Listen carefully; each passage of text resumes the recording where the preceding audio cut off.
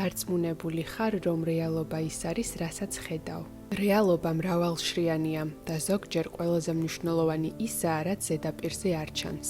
ფერწერული ტილო სახელწოდებით მუსიკის გაკვეთილი, რომელიც შესრულებულია დაახლოებით 1672-65 წლებში, შეიძლება თავიდან უბრალოდ მოგვეჩვენოს.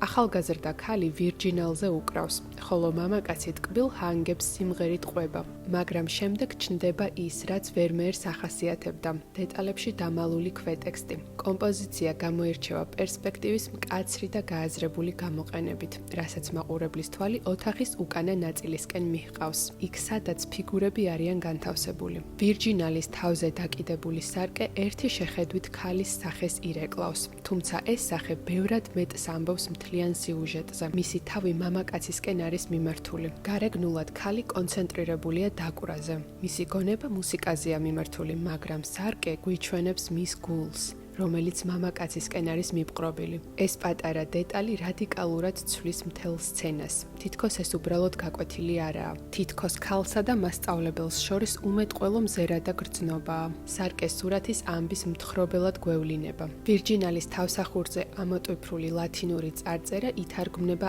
ასე: მუსიკა სიამოვნების თანამგზავრი და მწუხარების წამალია. ეს ფრაზა ხაზგასმით გამოხატავს მუსიკის ორმაგ ძლიერ ბუნებას, როგორც სიხარულის თანამოზიარეს და როგორც შვების მომტანს დარდის ჟამს, რაც პირდაპირ უკავშირდება სურათის ემოციურ კონტექსტს. ხელოვნებათმცოდნე ლოურენს გოუინგის სიტყვებით რომ ვთქვათ, ამ ორ ფიგურაში ისევე ნაზად როგორც თავად ჰაერია, თავისუფლებისა და ტყვეობის ალეგორია განისვენებს. ალეგორია როგორც წარწერა გვამცნობს სიყვარულის, სიხარულისა და სევდის შესახებ. სურათზე ეს იდეა გადმოცემულია არა მარტო სიტყვებით, არამედ სახეებით, მზერით, სინათლითა და დეტალებით.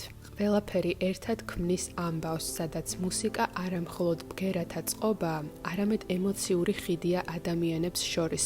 იმედის წყაროა და ხანდახან ჩუმი თანაგრძნობაც. დღეს ეს სურათი ბრიტანეთის სამეფო კოლექციას ეკუთვნის და გამოფენილია ბუკინგემის სასახლის სურათების გალერეაში, ლონდონში. მეტი ასეთი კონტენტისთვის არ დაგავიწყდეს ჩემი გვერდის გამოწერა.